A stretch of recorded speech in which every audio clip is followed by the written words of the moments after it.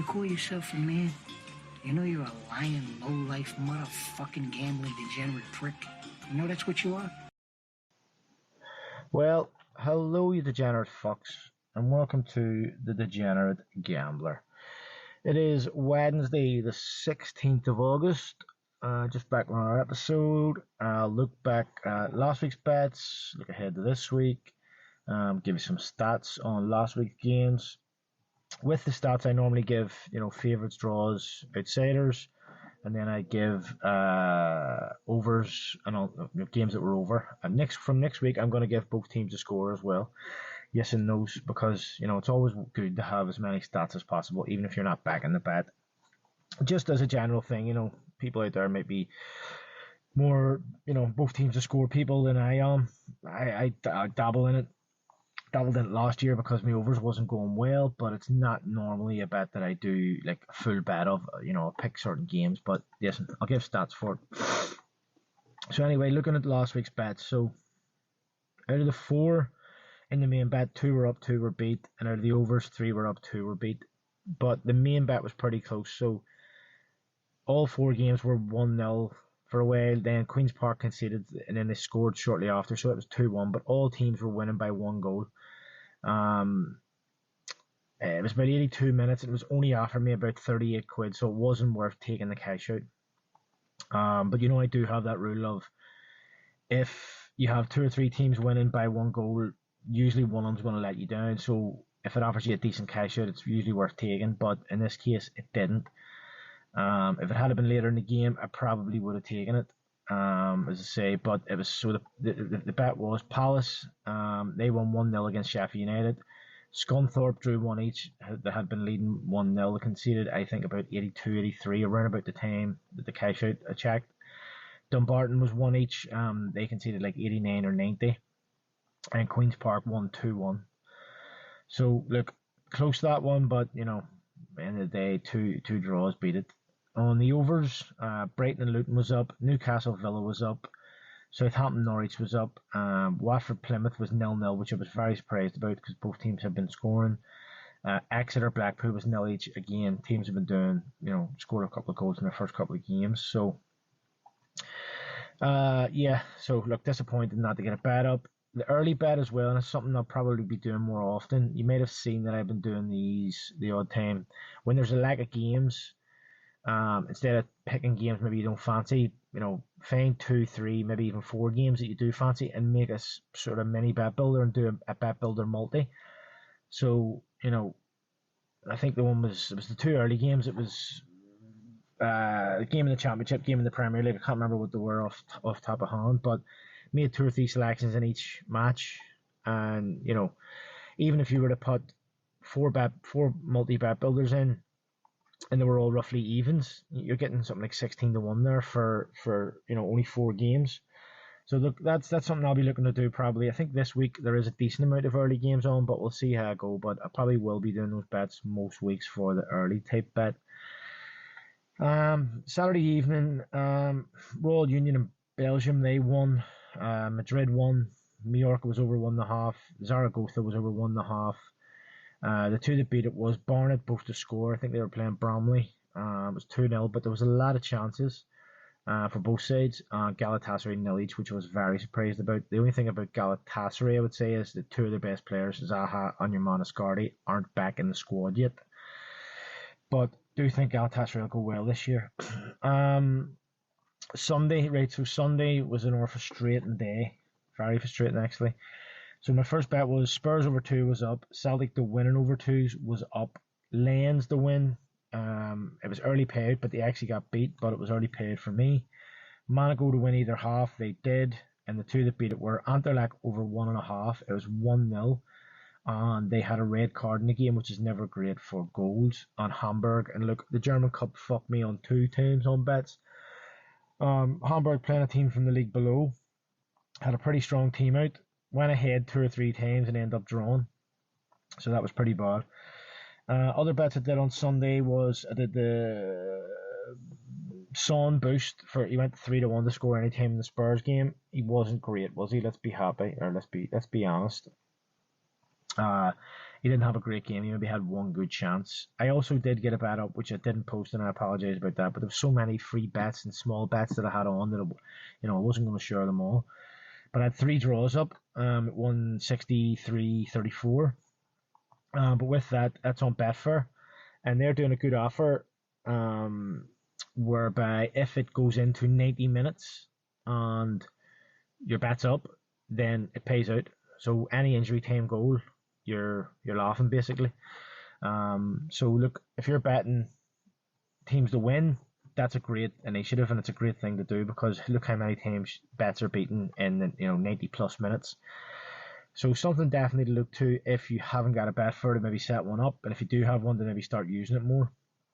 Obviously for certain bets, I think they also have a 2-up, but I'm not sure if the two things work together. I don't know. But the reason you know that the game is a 90-minute payout is on the coupons type thing. There'll be a small 90 over on the right hand side that tells you that means it's a payout on 90 minutes. Other bets on Sunday were so I did a bet builder in the Liverpool-Chelsea game. I did over 1.5 goals, over 6.5 corners.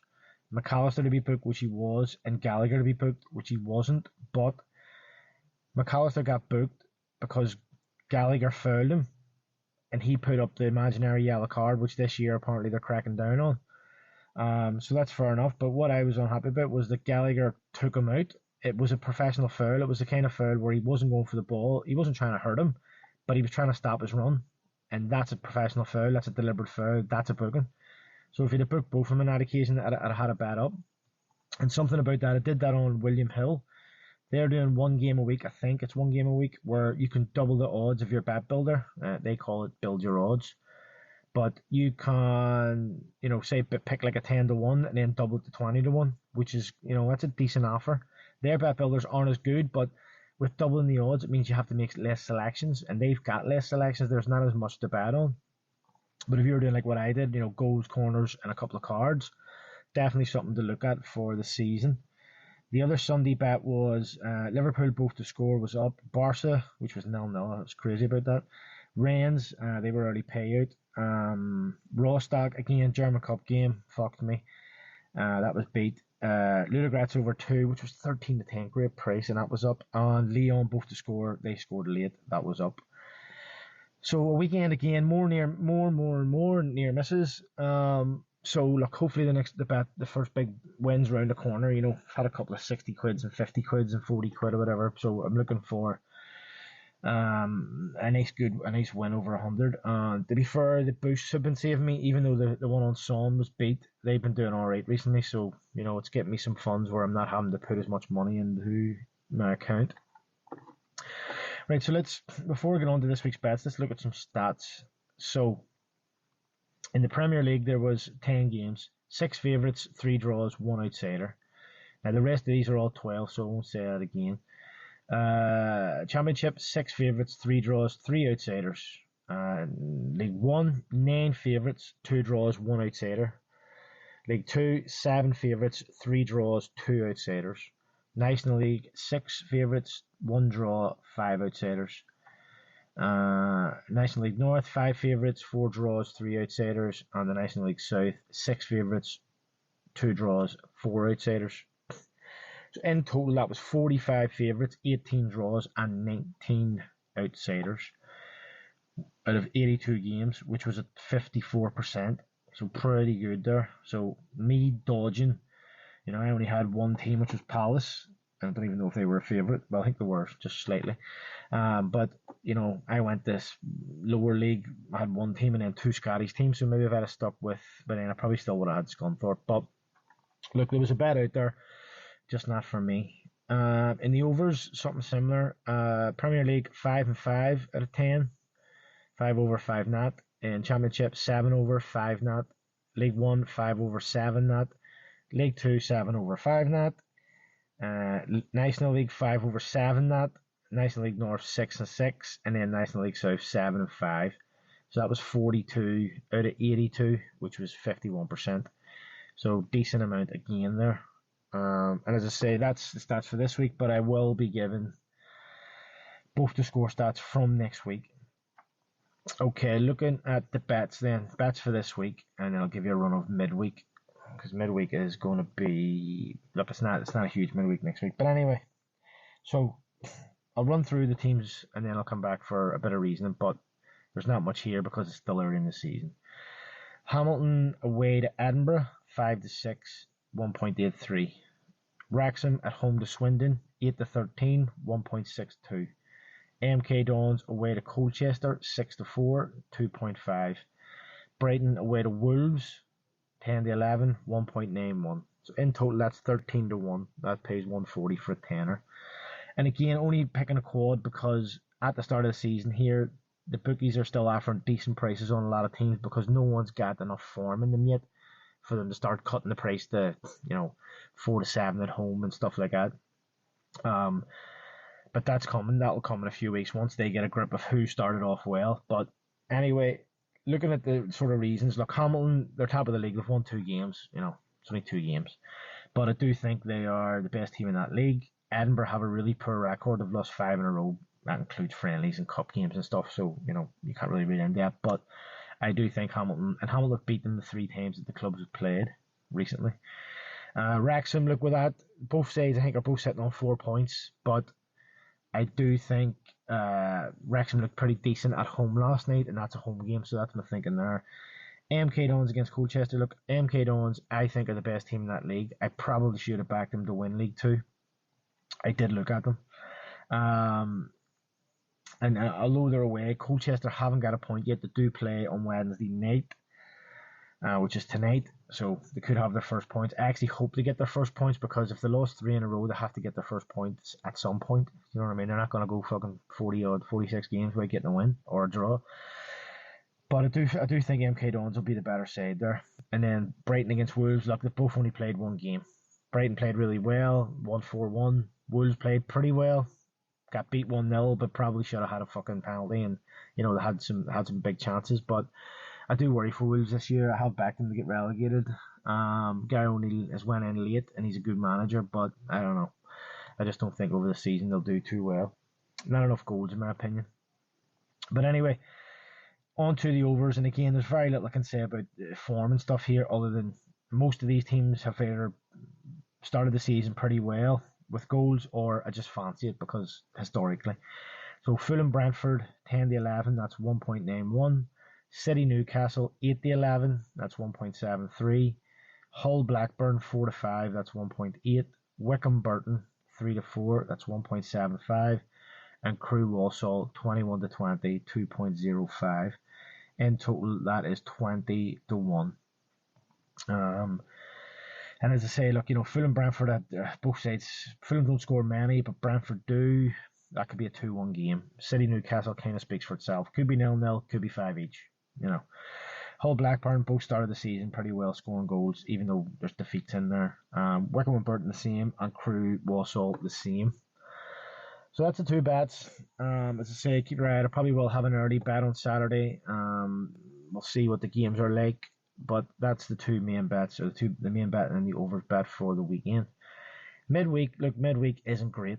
Midweek's one you could probably leave it out, but so there's 4 EFL Trophy games, 2 Champions League, 2 Northern Ireland Premier League, and 1 Scottish League Cup or Scottish League 1 game on Tuesday.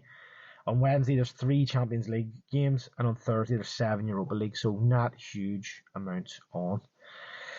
You can either do a bet that runs all week, or again you could do those multi-bet builders, whatever, but I'd have to have a better look at the games to see. But I'll probably do something midweek, but it won't be like this midweek where I've probably invested 15 or 20 quid in bets.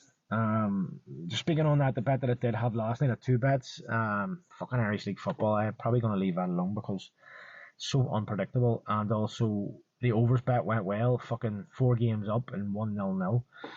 And the 1-0 was definitely one that I didn't think would be 0-0. But look, it is what it is. It hasn't been the best start this season, but somehow I've managed to eke out tiny profits the last 2 weeks because of either a horse bet or fucking that draws bet.